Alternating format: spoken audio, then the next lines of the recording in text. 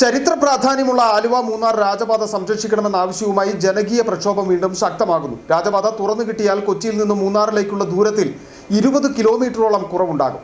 ആലുവ മൂന്നാർ രാജപാത തുറന്നു നൽകണമെന്നാവശ്യപ്പെട്ട് ജനകീയ ആക്ഷൻ കൗൺസിലിന്റെ നേതൃത്വത്തിൽ നാളെ കോതമംഗലത്ത് ജനകീയ മാർച്ചും ധർണയും സംഘടിപ്പിക്കും. ആലുവ മൂന്നാർ രാജപാതയിലെ യാത്രാവകാശം പുനഃസ്ഥാപിക്കുക, തകർന്നുപോയ പഴയ പാത യുദ്ധകാലാടിസ്ഥാനത്തിൽ പുനർനിർമ്മിച്ച ഗതാഗത യോഗ്യമാക്കുക, വിനോദസഞ്ചാര മേഖലയ്ക്കും മാങ്കുളം കുട്ടമ്പുഴ നിവാസികൾക്കും ഗുണകരമാകുന്ന പാതയോട് ചേർന്നുള്ള വികസന സാധ്യതകൾ പ്രയോജനപ്പെടുത്തുക തുടങ്ങിയ വിവിധ ആവശ്യങ്ങളാണ് രാജപാതയുമായി ബന്ധപ്പെട്ട് ഉയർന്നു വന്നിട്ടുള്ളത്. പഴയ പൊതുമരാമത്ത് പാതയാണിതെന്ന് വിദഗ്ധർ ചൂണ്ടിക്കാട്ടുന്നു.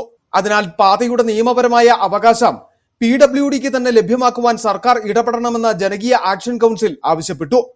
1924 മഹാപ്രളയത്തിനു മുമ്പ് വരെ ഹൈറേഞ്ചിലെ പ്രധാന ഗതാഗത മാർഗമായിരുന്നു രാജപാത.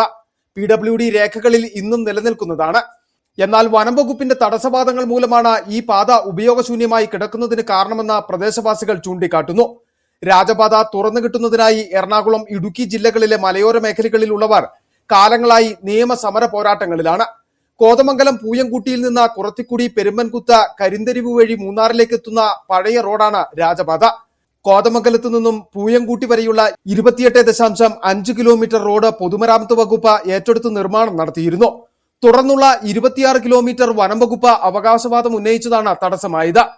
ആലുവ മൂന്നാർ രാജപാത തുറന്നു നൽകണമെന്നാവശ്യപ്പെട്ട് ജനകീയ ആക്ഷൻ കൗൺസിലിന്റെ നേതൃത്വത്തിൽ നാളെ കോതമംഗലത്ത് ജനകീയ മാർച്ചും ധർണയും നടത്തും. രാവിലെ 10-ന് ചെറിയ പള്ളിത്താഴത്തു നിന്ന് ആരംഭിക്കുന്ന മാർച്ച് PWD ഓഫീസിന് മുന്നിൽ സമാപിക്കും.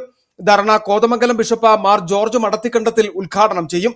കുട്ടമ്പുഴ, മാങ്കുളം പഞ്ചായത്തുകളിലെ കർഷകരും വ്യാപാരികളും പൊതുജനങ്ങളും പ്രതിഷേധ പരിപാടിയിൽ അണിനിരക്കുമെന്ന് ഭാരവാഹികൾ പറഞ്ഞു.